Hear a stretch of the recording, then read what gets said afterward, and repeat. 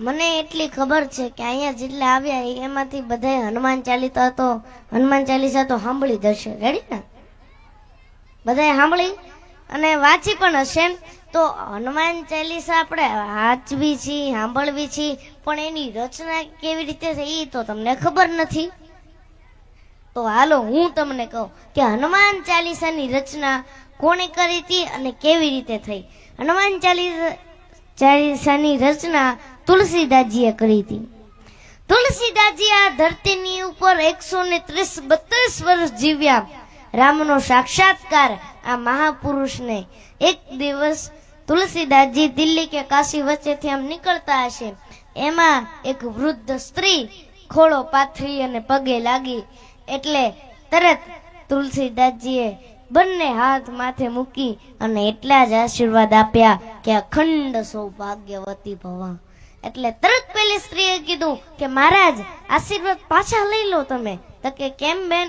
તો કે તમે અખંડ સૌભાગ્યવતીના આશીર્વાદ આપ્યા અને મારો ધણી હજી હમણાં જ મરી ગયો છે, આખું ગામ ભેગું થયું છે તેને બાળી જવા માટે, પણ તમે આવ્યા છો એમ સાંભળી અને તમને પગે લાગવા માટે આવી.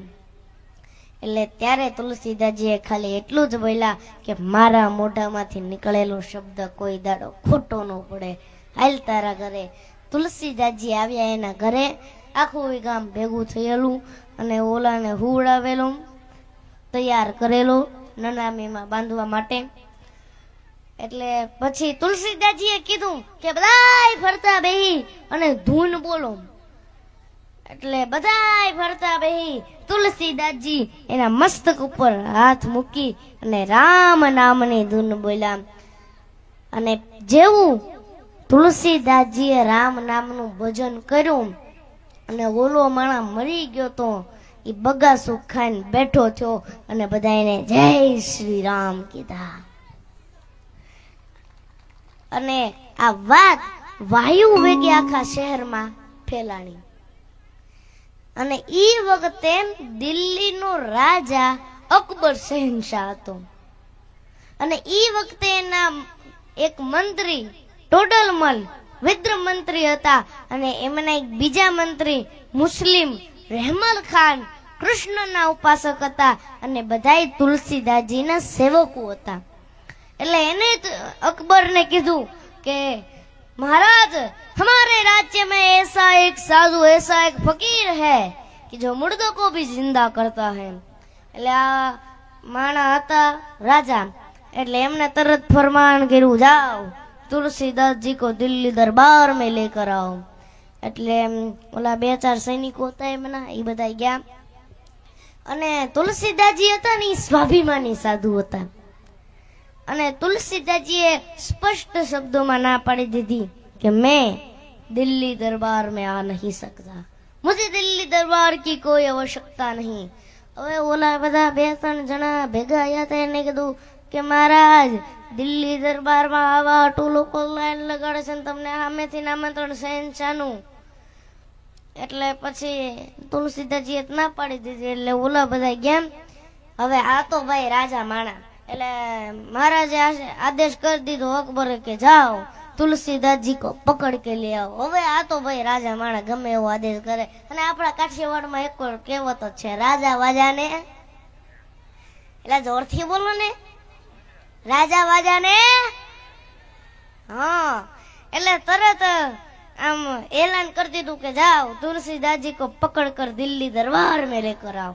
હવે પાછા ગયા ઓલા બધા તુલસીદાસજીને પકડીને લાવવામાં આવ્યા. અને પછી તુલસીદાસજીએ કીધું કે બોલિए शहंशाह क्यों मुझे दरबार में बुलाया. એટલે અકબરે કીધું કે मैंने सुना है कि आप चमत्कार करते हैं, मुर्दों को जिंदा करते हैं, राम से बात करते हैं. हमें भी इच्छा हो गई है कि आप हमें कुछ चमत्कार करके दिखाओ. એટલે તુલસીદાસજીએ કીધું કે જો ભાઈ હું કઈ ચમત્કાર દેખાડવા વાળો જાદુગર કે તાંત્રિક નથી કે આમ ફટ કરીને આમ કરી નાખું. હું તો રામનો દાસનો દાસ છું. હવે આ તો ભાઈ રાજા માણા, મેં કીધું એમ જ તે. એટલે તુલસીદાસજીએ છે ને એવું કીધું. એટલે પછી અકબરે સીધું ફરમાન બીજું કર્યું, જાઓ तुलसीदास जी को कैद कर लो અને તુલસીદાસજીને ફતેપુરની સિકરી છે ને એની જેલમાં પૂરી દીધા. અને જેનો ગુરુ હનુમાન હોય, જેનો બાપ સમર્થ રઘુવીર હોય, જેના રોમે રોમમાં રામ હોય, અને પછી તુલસીદાસજીના અંતરમાંથી જે શબ્દો નીકળ્યા એ 40 ચોપાઈને તુલસીદાસજી હનુમાન ચાલીસા નામ આપ્યું. અને પછી આ કાવ્ય જેલમાં લખાયા પછી તુલસીદાસજીએ પાઠ શરૂ કર્યા. અને હજી તો આ એમના પાઠ 100 પૂરા થયા નતા તુલસીદાસજીના, તા તો દિલ્હીની અંદર ચમત્કાર થયો. હવે હજારો નહીં લાખોની સંખ્યામાં વાંદરાઓ આવી પડ્યા. હવે 2 વાંદરા આપણી પાછળ પડી ગયા તો આપણી દશા શું થાય કયો? હવે 2 વાંદરા આપણી પાછળ પડી ગયા તો આપણી દશા શું થાય? આ તો હજારો નહીં લાખોની સંખ્યામાં વાંદરાઓ ઉભા પછી બાજુ નકરા વાંદરાઓ અને આખી દિલ્હીને ધમરોળી નાખી. એના પોલીસ, એના સૈનિકો, એના તોપ ગોળા કાંઈ કામ ન લાગ્યું. અને કહેવાય છે કે આ એના જે વાંદરાઓના ટોળા હતા એ બધા ભળતા થઈને અકબરના રાજ દરબાર સુધી પહોંચી ગયા મારા બાપ. હવે કોઈ કાબુ ન લઈ શકે કારણ કે બંદૂક ફૂલે ગોળી ન નીકળે. હવે જવું ક્યાં? કોઈ કાબુ ન લઈ શક્યું. 1, 2 અને 3 દિવસ સુધી કોઈ કાબુ ન લઈ શક્યું. અને પછી એક વૃદ્ધ હાફિઝ, ખુદાનો સાચો બંધુ હતો, એને તુલસીદાસજીને જેલમાં પૂર્યા હતા.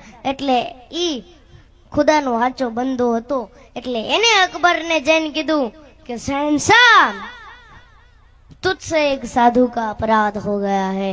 मैंने सुना है कि तूने एक साधु को बंदी खाने में डाला है. एनी माफी मांगी, हाथ जोड़ी અને સન્માન પૂર્વક છોડી દેજે જો તારે જીવવું હોય તો. અને અકબર પાછો હતો ને બુદ્ધિશાળી માણા હતો, હારા માણાનો સંગ હતો એને. એટલે તુલસીદાસજીને છોડવામાં આવ્યા. અકબરે હાથ જોડી માફી માંગી અને કીધું કે हे महाराज, ये दरबार आपका है, मैं भी आपका हूँ, आते जाते रहिएगा. એટલે તુલસીદાસજીએ કીધું કે હમ વહાં નહીં બેઠતે જહાં વિલાસ હોતા है, हम तो वहां बैठते हैं जहां मेरा हनुमान होता है.